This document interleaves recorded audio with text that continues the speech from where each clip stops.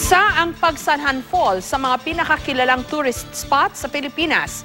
Turismo ang ikinabubuhay ng maraming residente roon. Kabilang na ang mga bangkerong madalas nakikipagbuno sa peligro. May benepisyo man silang natatanggap, hindi pa rin daw ito sapat. Si Cedric Castillo on assignment.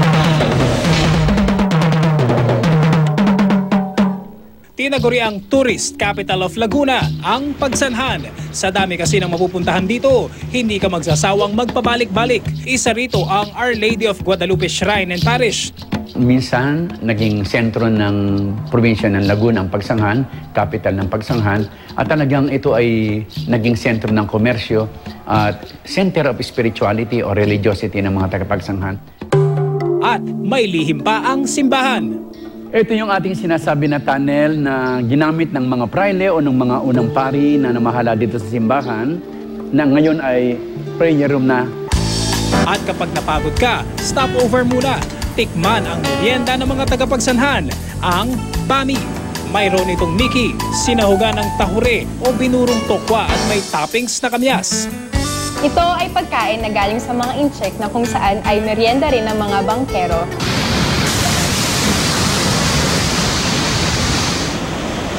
Siyempre, hindi dapat kalimutan ang sikat na Pagsanhan Falls. Pero bago makarating sa ipinagmamalaking falls, dadaan muna sa tinatawag na Shooting the Rapids. Pangwalong rapids nito sa ating dinadaanan. Kwento ng 4 na dekada ng bangkero na si Tatay Ogie. 14 na rumaragasang bahagi ng Pagsanhan River ang kailangang suungin. Buong lakas kang itatawid para masilayan ang ganda ng Pagsanhan Falls. Gamit lamang ang nirentahang bangka, sagwan at liksi ng mga paa. Hindi ako nagdudulas dito sa 40 years na pagbabangka. Aminado si Tatay Ogie na nakalubog sa hukay ang isa niyang paa. Kasi po hindi namin alam ng aksidente na naglag ng bato. Minsan yung bangka na tao. Pag marami pong tubig Sa bayad na 1,250 pesos kada pasahero, nakakatanggap si tatay ng 700 pesos mula rito. Yun nga lang, bukod sa kumonti na ang mga turista, mas marami na ang mga bangkero kaysa sa turistang sumasakay ng bangka. Sa taong 2015 halimbawa, may mahigit 300 turista kada araw, pero ang bilang ng mga bangkero, halos 2,000. Kaya maswerte na raw kung makadalawang biyahe sa isang linggo. Ang solusyon ng Pamunuang Bayan, Bangkero Festival. Kaya namin itinatanghal ang Pagsanhan Bangkero Festival ay para hirangin ang ating, siyempre, ang aming mga bangkero na sila ang humaharap sa aming mga turista. Bukod sa festival, mayroon ding mga benepisyong natatanggap ang mga rehistradong bangkero. 58 na ngayon si Tatay Ogie, may 2 taon na lang sa serbisyo.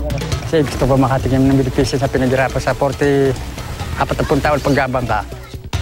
Maaari siyang tumanggap ng 4,125 hanggang 82,500 pesos depende sa assessment ng munisipyo.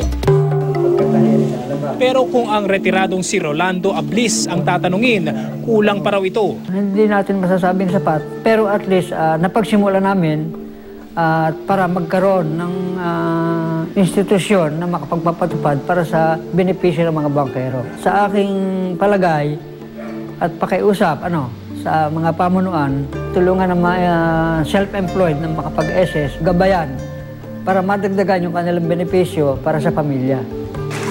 Sa bawat bangkang sumusuong sa rumaragasang agos ng tubig, hindi lang mga turista ang naitatawid ng mga bangkero, kundi maging kanilang mga pamilyang sa turismo umaasa. Ako si Cedric Castillo at ito ang aking assignment.